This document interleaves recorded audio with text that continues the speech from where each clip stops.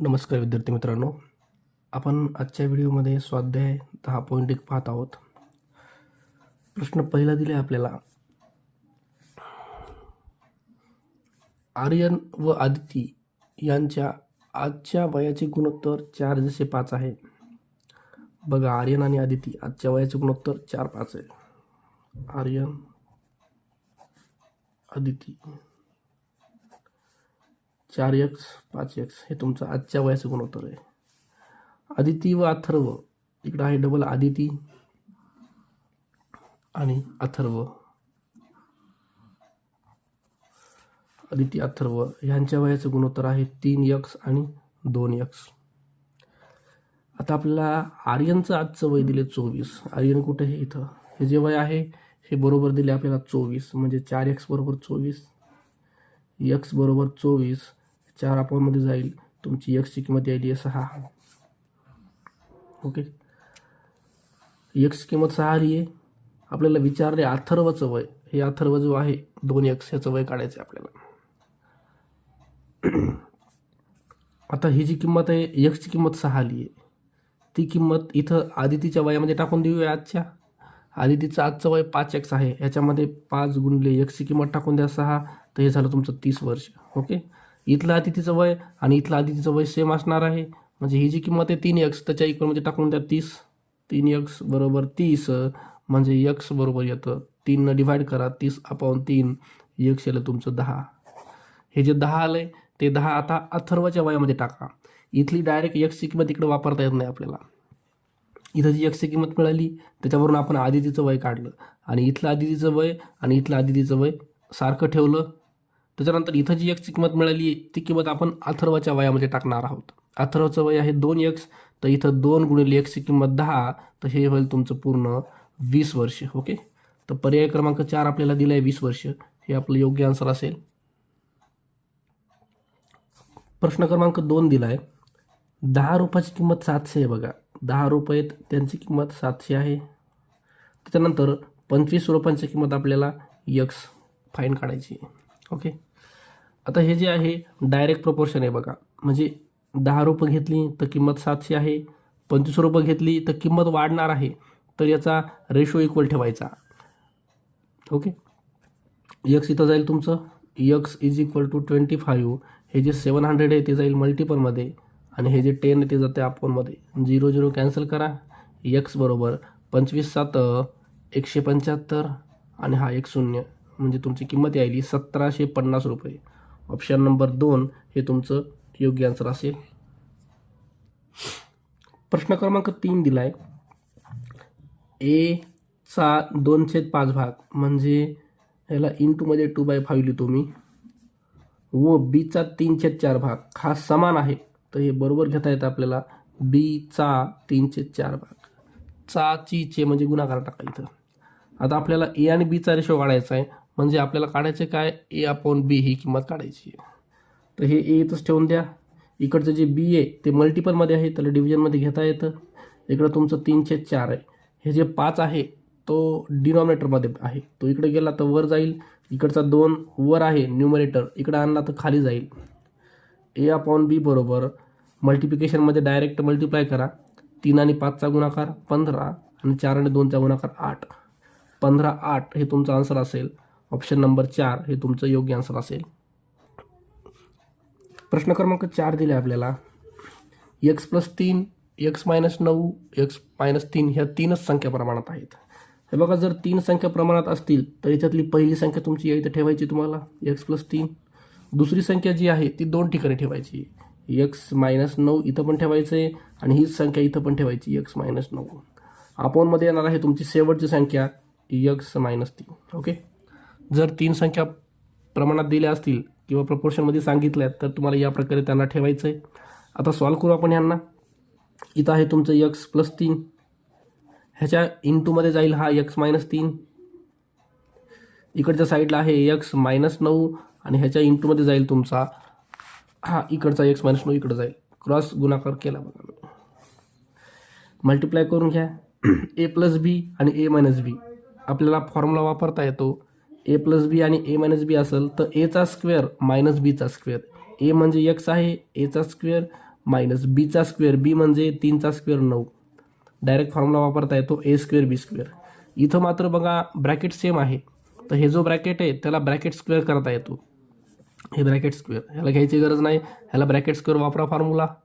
ए square म्हणजे x square minus 2 into ए म्हणजे x into बी म्हणजे 9 आणि बीचा स्क्वेअर म्हणजे 9चा स्क्वेअर 81.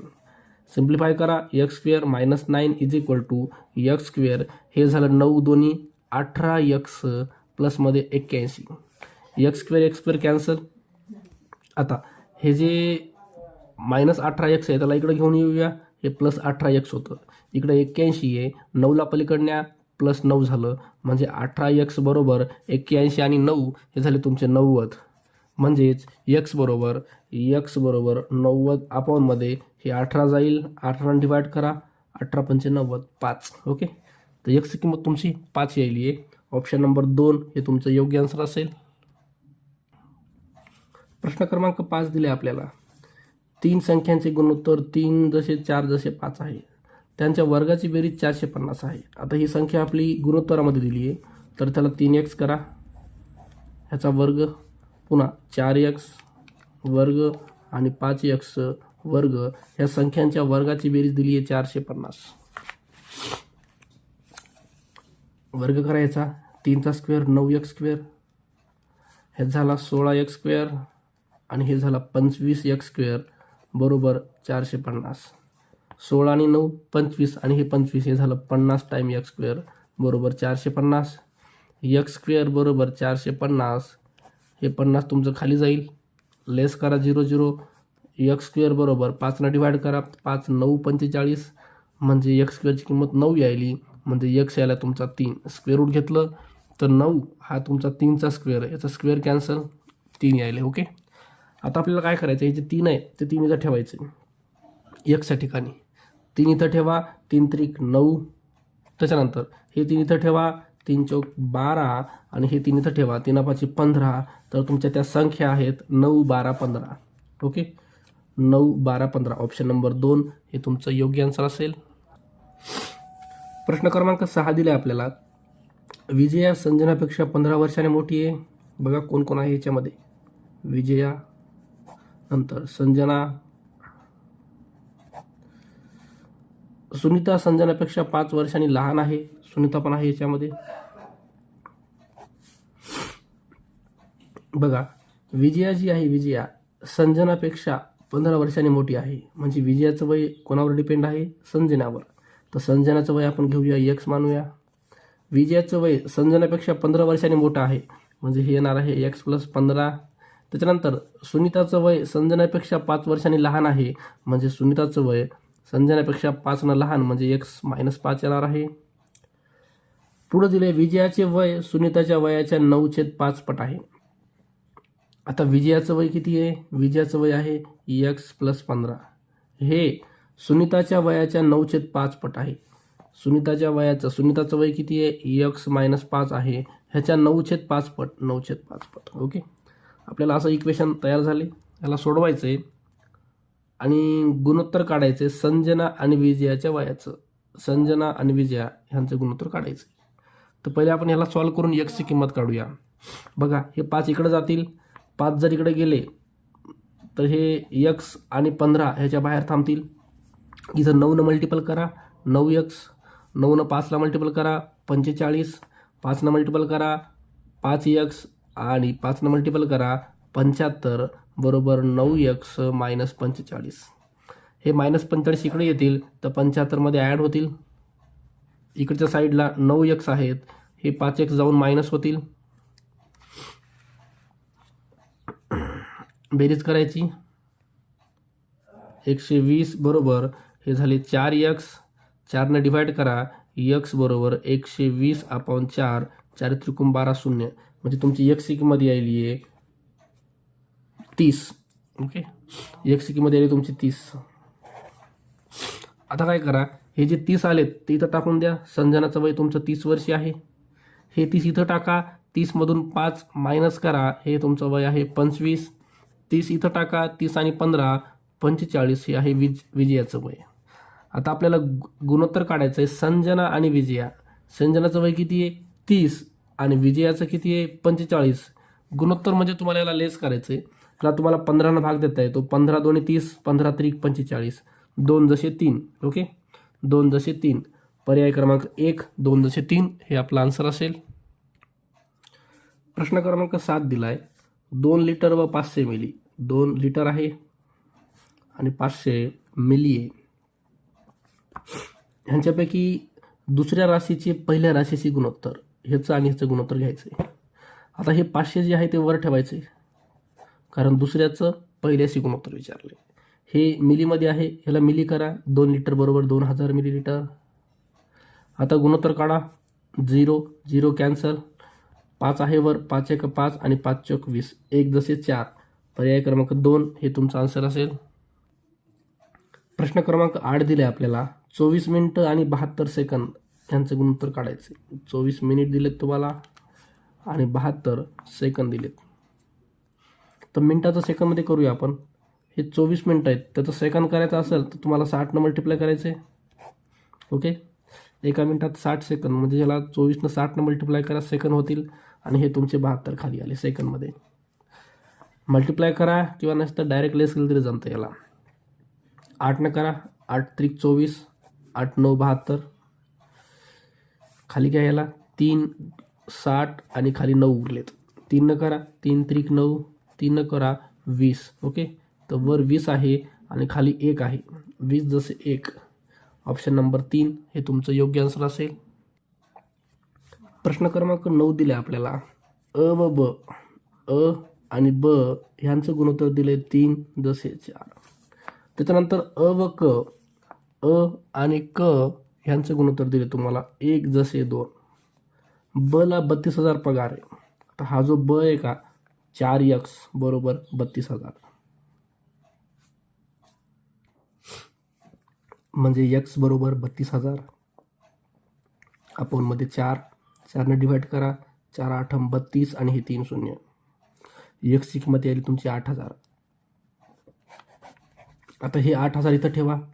हे अ म्हणजे कोण आहे 3x आहे. अचा जर पगार काढायचा आपल्याला 3x आहे, म्हणजे 3 गुणिले 8,000 हे झाला 24,000 रुपये अवाल्याचा पगार.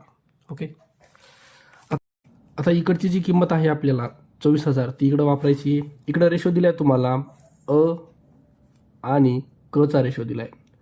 अ आणि क चा रेशो दिलाय 1 जसे 2, म्हणजे 1x आणि 2x. आता हे जे 24,000 पगार अचा आहे तो इथं ठेवूया आपण 1xच्या बरोबर 24,000, म्हणजे एक्सची किंमत तुमची 24,000ची आली आहे. ओके, आता इथं एक्सची किंमत 24,000 वापरायची. 24,000 जर इथं ठेवली आपण तर क चा पगार यायला तुमचा 24 दोन्ही 48,000. 48,000. ओके, आता आपल्याला विचारले काय अ ला क पेक्षा किती रुपये कमी पगार आहे. अचा पगार 24 आणि याचा 48, म्हणजे 24,000 कमी आहे. पर्याय क्रमांक 2 हे आपला आन्सर असेल. प्रश्न क्रमांक 10 दिले आपल्याला. राम व श्याम यांनी आपले भांडवल 2 जसे 3 वर्षाच्या मुदतीत गुंतवले. हे मुदतीचं गुणोत्तर आहे. त्यांच्या नफ्याचे गुणोत्तर 3 जसे 2 आहे. त्यांच्या भांडवलाचे गुणोत्तर तुम्हाला काढायचे. तुम्हाला सूत्र दिले याच्यामध्ये. भांडवलाचे गुणोत्तर गुणिले मुदत बरोबर नफा. सूत्र वापरूया आपण. आता ह्याच्यामध्ये 2 जसे 3 हे मुदतीचं गुणोत्तर आहे, इथं टाकून द्या 2/3. भांडवल त्यांच्या नफ्याचे गुणोत्तर 3 जसे 2 आहे, हे इथं 3 जसे 2. तुम्हाला काढायचं आहे भांडवलाचे गुणोत्तर. एक्सला इथंच ठेवून द्या. पलीकडे आहे 3/2. हा 3 पलीकडे जाऊन वर मल्टिप्लाय होणार आहे आणि हा 2 खाली जाणार आहे, म्हणजे उत्तर यायले 9/4. हे झालं तुमचं भांडवलाचं गुणोत्तर 9 जसे 4. ओके, पर्याय क्रमांक 2 हे तुमचं योग्य आन्सर असेल. प्रश्न क्रमांक 11 दिलाय. 2.7 डेका आणि 45 डेसी. ओके, आता आपल्याला याच्यामध्ये काय टेबल पार्ट पाहिजे बघा. Kilo, hecto, deca, metre, deci, centi आणि मिली. लास्टचा आहे आपला मिली. बघा मिली, हे 7 युनिट पार्ट पाहिजे बघा आपल्याला. आता आपल्याला करायचं काय, डेसीमध्ये. इथं तुमचं डेका आहे, डेकापासून डेसी इथं जायचं आहे आपल्याला, कारण हा तुमचा डेसीमध्ये आहे 45 डेसी. ह्या दोघांचाच आपल्याला गुणोत्तर काढायचं आहे. हे 45 तुमचं डेसीमध्ये आहे, पण हे जे 2.7 आहे त्याला तुम्हाला डेसी करायचं आहे, डेकामध्ये आहे. डेका मीटर डेसी तुम्हाला इथून 2 पॉईंट पुढं सरकवायचा, 1 आणि 2 पॉईंट पुढं सरकवायचा आहे. हा जर पॉईंट 2 पुढं नेला, एक संख्या आहे तुमची, एक संख्या 7, दुसरी संख्या 9, तिथं 0 घेतला आम्ही. हे झालं तुमचं डेसीमध्ये. आता डिवाईड करा 9 9 5 45, 9 त्रिक 27, 0 5 डिवाईड होतं, 5 1 5, 5 6 30, 6 जसे 1. पर्याय क्रमांक 3 हे तुमचं योग्य आन्सर असेल. प्रश्न क्रमांक 12 दिला आहे बघा. एक तासामध्ये रेल्वे चालली तुमची 160 किलोमीटर. आता 4.25 तासात किती अंतर जाते हे आपल्याला पहिले काढावं लागणार आहे. ओके, एका तासात 160, तर 15 मिनिटामध्ये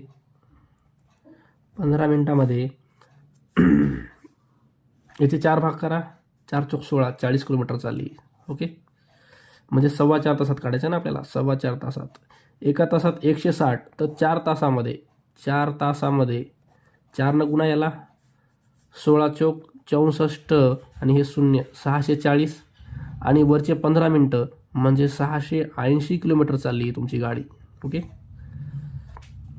बघा 1 तास म्हणजे 160, 15 मिनटं म्हणजे 40 किलोमीटर. तर 4 तासाचे 160ला 4 न गुणलं तर 16 चौक 64, 640 आणि हे वरचे 15 मिनटं, 4.25 तास, 4 तास 15 मिनटं, ह्याच्यामध्ये गाडी तुमची 680 किलोमीटर चालली आहे. ओके, आता त्यांनी म्हणले जर रेल्वेचा वेग कमी केला 1/4 पट. रेल्वेचा वेग किती आहे, वेग जे आहे सुरुवातीचा 160 आहे, त्याच्या 1/4 पट कमी केला. 4 मल्टिप्लाय करा म्हणजे 40 कमी केला. सुरुवातीला वेग होता 160, 40 कमी करा, नवीन वेग आला तुमचा 120 किलोमीटर. ओके, आता विचारले आपल्याला तेवढ्याच वेळात ती किती अंतर जाईल. आता वेळ तेवढाच आहे, 4 तास 15 मिनटं. एका तासात किती चालली आहे, 1 तासामध्ये गाडी चालली आहे 120, तर 15 मिनटामध्ये किती चालली आहे, 15 मिनटामध्ये याला 4 भाग करा, 3 किलोमीटर, 30 किलोमीटर. ओके, आपल्याला 4 तासाचं काढायचं आहे, तर 4 तासाचं काढायचं आहे, याला 4 मल्टिप्लाय करा, 12 चौक 48, 480 आणि हे वरचे 30 किलोमीटर, 480 90 100 म्हणजे 510 किलोमीटर गाडी तुमची चालली आहे. ओके, 510 पर्याय क्रमांक 1 हे तुमचं योग्य आन्सर असेल. प्रश्न क्रमांक 13 दिला आहे. पुढीलपैकी कोणता गट प्रमाणात आहे. आता प्रमाणात असणं म्हणजे काय बघा, ते पहिली संख्या आपण दुसरी संख्या, नंतर तिसरी संख्या आणि चौथी संख्या. दिलेल्या 4 संख्या अशा मांडायच्या आपल्याला आणि ह्यांना लेस करायचं. 5 1 5, 5 2 10, उत्तराला 1/2. ह्याला लेस करा, 5 3 15, 5 चौक 20, हे 3/4 यायले, तर हे इक्वल नाही आहेत, म्हणजे तुमचे प्रमाणात नाही आहेत. तर बघायचं कोणतं आहे प्रमाणात, तर 5 चौक 20 हे पण नाही, 20 5 100 हे पण नाही आहे. हे आहे तिसरा पर्याय, 5 10 आणि इथं आहे तुमचं 10 20. डिवाईड करा, 5 1 5, 5 2 10, 10 1 10, 10 2 20. तर हे दोघांचा रेशो बघा सेम यायला 1/2 1/2. तर पर्याय क्रमांक 3 हे तुमचं योग्य आन्सर असेल, हे तुमचं प्रमाणात आहे. प्रश्न क्रमांक 14 दिला आहे. 4 संख्या आहेत, त्यांच्यापैकी अंत्यपदे 2 आणि 54 आहेत. ही तुमची शेवटची पदे आहेत, अजून 2 संख्या मधामध्ये आहेत. मध्यपदापैकी एक पद दुसऱ्याच्या तिप्पट आहे, म्हणजे एक पद x आहे तर दुसरं तुमचं 3x आहे. ओके, आता ह्या संख्या प्रमाणात आहेत, तर यांचा रेशो घेऊया. 2 हे x आपणमध्ये येईल, इथं 3x येणार आणि शेवटची संख्या 54 इथं तुमची इथं येणार. आता हे 54 इथं जाणार, 2 गुणिले 54 बरोबर हे x इथं जाणार, म्हणजे 3x च्या इंटूमध्ये x जाणार. हे 54 आणि 2 असंच ठेवून देऊया आपण. इकडं हे 3 तुमचं खाली येईल, x आणि x हे x स्क्वेअर होईल. आता 3 डिवाईड करा, 3 1 3, 2 उरले, 3 8 24. मग हे 18 आणि 2चा गुणाकार 36 बरोबर x स्क्वेअर म्हणजे यक्स यायला तुमचं स्क्वेअर रूट घेतलं तर 36 6चा स्क्वेअर आहे. यक्सची किंमत यायली 6 तुमची. ओके. आता विचारलं काय बघा, तर मध्यपदे विचारलेत. हे जे 6 आहे ते इथं टाका, यक्सची किंमत 6 यायली, हेच 6 इथं टाका, साइन त्रिक 18 म्हणजे 6 आणि 18 ही तुमची पदं आहेत मधली. पर्याय क्रमांक 3 हे तुमचं योग्य आन्सर असेल. प्रश्न क्रमांक 15 दिला आहे आपल्याला. एका धातूच्या गोळ्यात तांबे आणि कथील, बघा तांबे आणि कथील